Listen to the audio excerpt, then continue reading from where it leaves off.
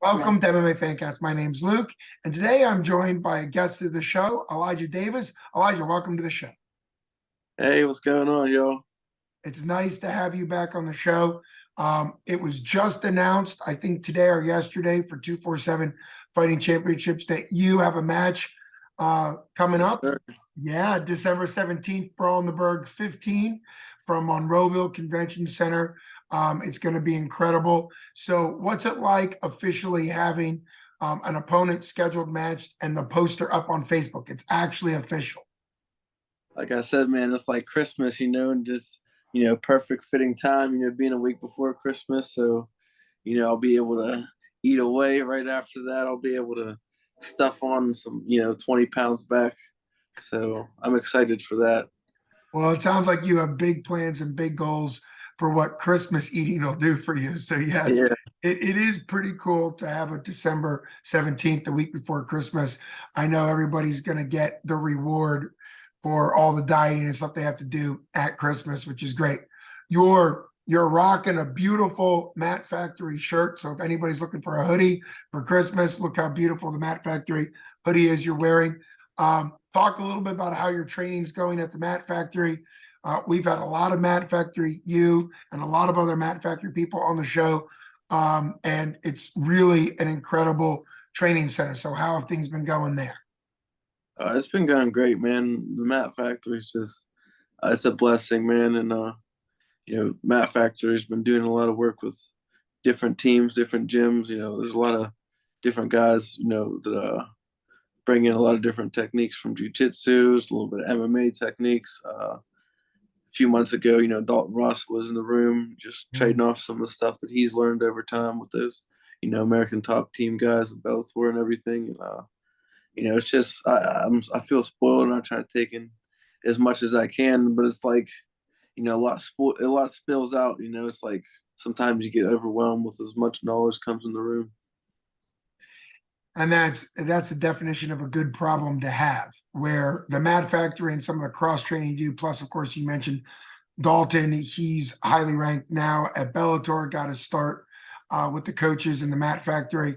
And I think it's beautiful that he's putting the time in to come back and give some of his wisdom to everybody. And for those that don't know, 247 at the last fight, I think it was last fight, it might have been 2 fights ago. They go so quickly. I think it was 2 fights ago. They inducted the inaugural inductee into the 247 Yes, MMA sir. Hall of Fame was your head coach, the chiropractic doctor, because it's fun to call him doctor. But he's a chiropractor and obviously your head coach, and just incredible to see him and of course Chris Dempsey and some of the other people. What is it like training under not only a legend but also somebody who still gets out there and competes and trains and is constantly looking to push the athletes to get better? Man, it's amazing, and I feel so blessed. I don't really have much to compare it to, so it's like I almost don't know how good I have it sometimes, and I just try my best to appreciate that and listen to things they tell me because they have the roadmap to success, and they, the awesome thing about that is they continually lay it out in front of you. I mean, you see, Isaac, and Chris consistently competing at the world level and dominating. And it's like, how can you not listen to that? These guys are still doing it to this day. Some people will look at somebody and a coach be like, oh, well, that's your time. You did that in your time. It's like, well, these guys have, there's no excuse. You can't say that with them. And, they're extremely humble as well. They don't really care for the glitz and glamour or fame. They really love, trading off their knowledge they have for the students and people that just care to learn, really. Yes, Isaac Greeley, as we mentioned, and a great shout out to him. Really, the definition of a servant leader, somebody who's very humble, has a lot of knowledge, but also builds that relationship. So does Chris Dempsey and everybody there. Just a couple days ago, before Thanksgiving, one of the big amateurs who's up and moving out of the Mat Factory, Bobby Murder, got his first amateur title, and I think we're going to have him on here in a little bit to talk about going pro. Were you involved at all in that fight, or what's it like having somebody like him at the amateur level really showing kind of what it takes to be successful at the higher amateur level. Oh man, it's really cool seeing how much Bobby's developed. He's come here with intentional goals, and you can see how he's pursued them, and what the fruit of that looks like. After he's just got his featherweight title, and it's only up for Bobby. You can see how serious he takes everything, and that's something that I think that a lot of guys in the room admire. And in a way, like some people can feel like, oh, this is a lot of pressure, but when they go home, they chew on things like, Bobby just wants to see the best, of the people around him as well as himself, and what's better than that, right? So, yeah, I love to see where he's going. I think that it's only mathematical, that he makes it to the higher leads, with the time that he's putting into it. So, I get a lot of grappling working with Mm. Bobby and stuff, and I don't really spar with. He travels around so much to get his own sparring and striking work, and he's on a higher level, and that's where my aspirations are. But Bobby has just kind of taken away with it, and you gotta respect that. Kudos to him on the featherweight title. Let's go. Well, I was asking you, thanks for giving us the inside scoop, because Bobby's a very entertaining fighter. Seen him fight a lot for 247, and then just got a featherweight belt the night before Thanksgiving. What a great way to celebrate Thanksgiving.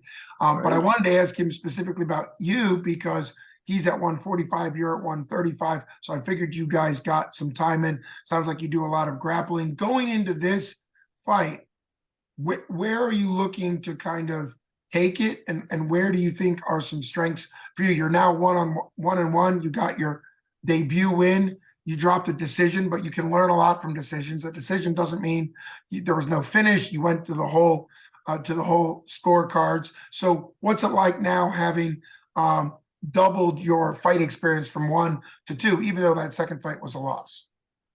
It's interesting. I've taken some extra time to just kind of analyze, my mistakes, and just you start to realize when you get into that cage, a lot of people slowly like abandon their technique and what they know over time. It becomes less of a technical fight and then more of like just a brawl for a lot of people. And I'm trying to get over, the anxiety and the nerves and just, fight the fight that I know how to fight. And albeit like I was kind of disappointed in how my last fight turned out, just as far as me not fighting the way that I know I could fight. I've had I showed, some positive things there, but I know I could do a lot better. So this fight, I'm just focused on, controlling my game the way I'm supposed to do it and giving you guys a great show. I'm so excited, and I know that I could get the crowd going. I just gotta have faith in the plan.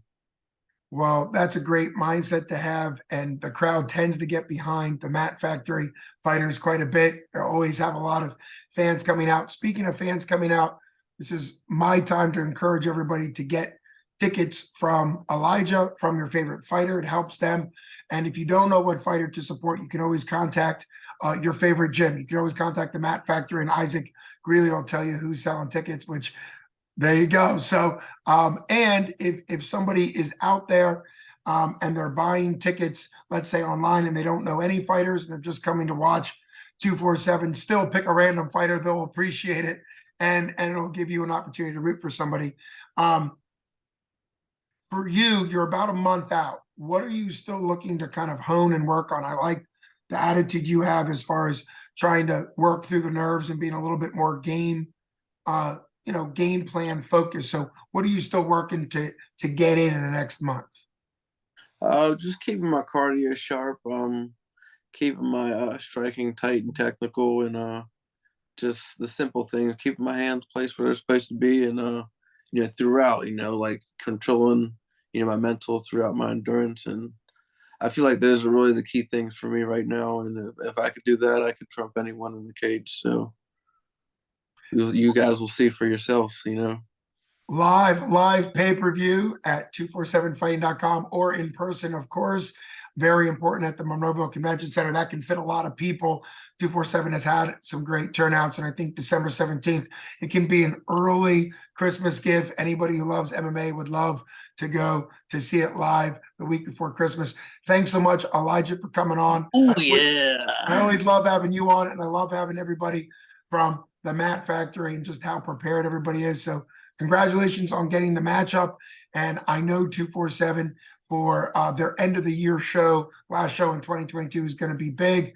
Thanks for taking time out. Best skills to you here in about a month at Brawl in the Berg 15. Don't disappoint yourselves by not coming out. Come on out, y'all. December 17th. It's going to be live in Monroeville Convention Center. Knockouts, takedowns, slams, all above. You know what I mean? Get yourself a drink, get a little wavy. You know, bring the girl, bring the fam, bring the kid, leave them at home, whatever you got to do. Come out to the 17th. Well, you just heard it directly from Elijah Davis. What a great way to get people excited to come to the fight. Thanks so much for coming on the show. Thank you. You got it.